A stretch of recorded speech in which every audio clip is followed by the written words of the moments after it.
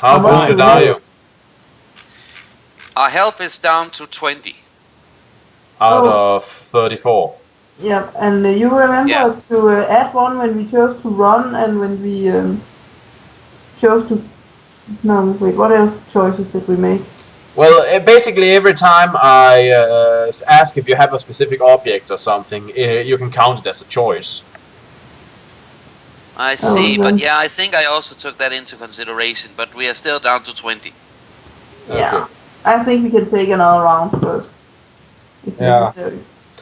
Deval runs past the wagon, leading a dozen of his best swordsmen in a countercharge and driving the enemy all the way back to the barricade. None escaped alive. Those who survived Deval's swordsmen are cut down on the plain by his archers as they run towards the ruins. The shout of victory has barely died away before you're faced by a new threat. A mantlet, a large shield on wheels, is being pushed slowly across the body-strewn battleground towards the barricade. Arrow shafts soon bristle from its thick wooden planks as Deval's men fire the bows time and time and again in an attempt to hit the shielded foe. Oh dear. So yeah, picture what it is rolling towards you. See if it looks as ridiculous as it does in my mind. Okay, but yeah, this is what they're using. No, it actually looks more ridiculous. It looks as if they're coming up from the cellar. Well, yeah. But hey, if it works. I suppose. Excuse Yeah, me, we are out of sodas down here. But, well, if nothing else, such a thick wooden plate is capable of blocking a lot of things. Arrows. Yeah. Suddenly, a robed figure darts from behind the mantle and levels a black staff at the barricade. He is cut down by an arrow, but not before he has let loose from his staff a guttering ball of flame. Let loose from his what? His staff. Oh, dearie, the imagery. The guy's a wizard. It cartwheels across the plain and explodes with a tremendous roar, hurling the bodies of defenders and shattered barricade high into the air. So, yeah, I guess wizards kind of serve as artillery in this scenario. Yeah, even though they were not even equipped for it. I mean, a rope is not going to get you that far when you risk being impaled with arrows. Yeah, I suppose, Rana, but I want to know if his staff can live up to Duval's mighty shaft. Well, no, because the guy was you know, kind of penetrated by it. So, yeah. But then again, he got a shot off. So that's kind of up in the air. Moving on! Through the cloud of dust and debris, you can see a line of enemy cavalry charging across the plain. They wear tall, plumed helmets of polished steel and breastplate of deepest crimson. In the wake of the fireball, they pour through the remains of the barricades and attack. They give no quarter. A horseman spurs his horse towards you, his lance leveled at your chest. I say we do our best to kill that guy and his fucking horse. Yeah, do you wish to fight the guy or run for the watchtower? Let's try to fight him. Okay. I will roll the die as soon as I can find it. The horseman is charging at you very quickly. You will only be able to fight for one round of combat before the momentum of his attack carries him past you. Right, roll a die. Okay, 8. 8. I hope that is enough. Wow. You dodge the lance and cut deep into his flank, using his own momentum against him. Well, in his side, only his horse has a flank. My apologies. But yeah, we cut his side with a magical sword that sort of goes through armor like butter. Yeah. Your blow has unhorsed the bandit. He falls to the ground heavily, shattering his lance beneath him. He staggers to his feet and, raising the hinged eye shield of his helmet, he stares at you and smiles wickedly, exposing a jagged line of blackened teeth. He spits his battle cry and runs towards you, unsheathing a broadsword as he closes in. Again, he's ugly. Yeah. You know, there is something I cannot help but wonder. They are bandits, and yet they can either afford, or maybe they have stolen, these pieces of armor and equipment That is most suitable for a military force. Well, it was mentioned that they were from Vassagonia and such, so, and apparently they're being led by some big shot from there, so they're probably financed by the guy. And it just sounded like someone broke a branch of tree. What's that sound? What sound? No idea. Who just did something? It might have been me moving my microphone a little closer. Probably. Ah, okay. That would magnify the sound to that level, making it sound like you suddenly start to chop up your desk.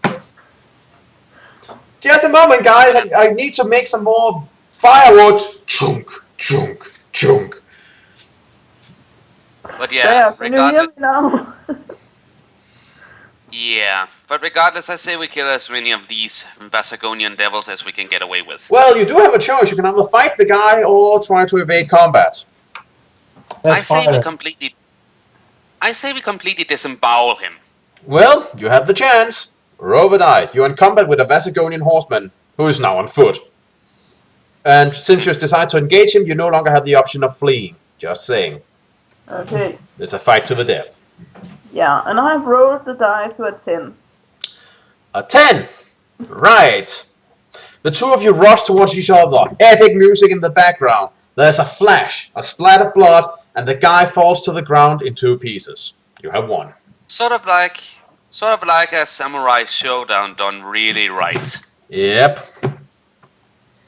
Glorious. Where is there more of these? You run half-crouched to the barricade and prise a bow from the hand of a dead soldier. You have spotted the leader of the bandit cavalry, a tall, dark-skinned warrior with a thin, chiseled nose, rallying his horsemen at the foot of the stone watchtower.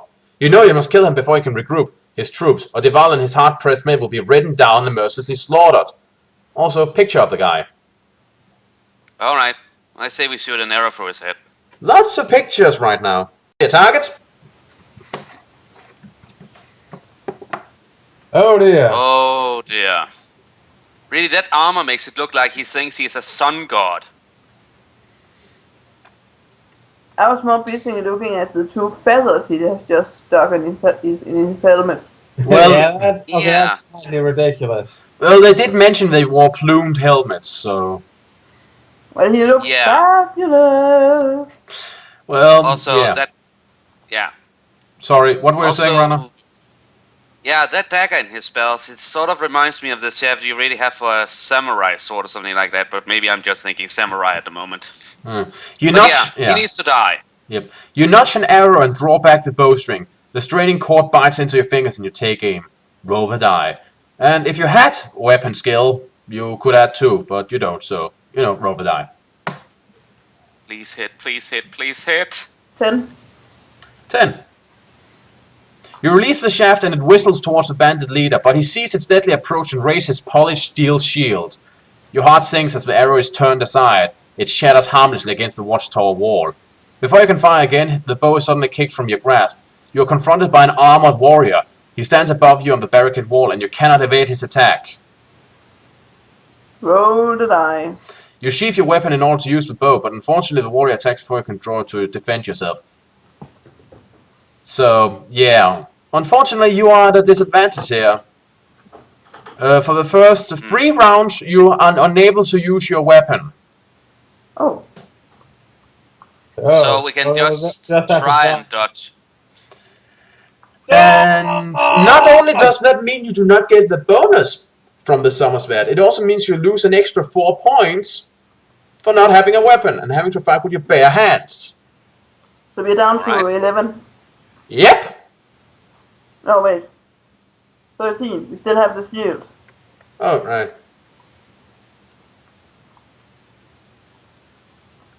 Well, I rolled 15, an 8. yeah.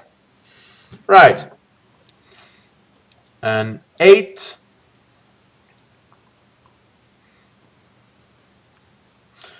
Well, the guy swings out towards you and nicks you in the shoulder for 1 damage. You return with an uppercut that sends several of his teeth flying through the air. And he is supposed to be armored. Yep. So, roll again. 7, 11. Okay. He pushes forward, constantly swinging out towards you as you fumble with trying to get your blade loose. A slight cut hits you in the side. You take 2 damage.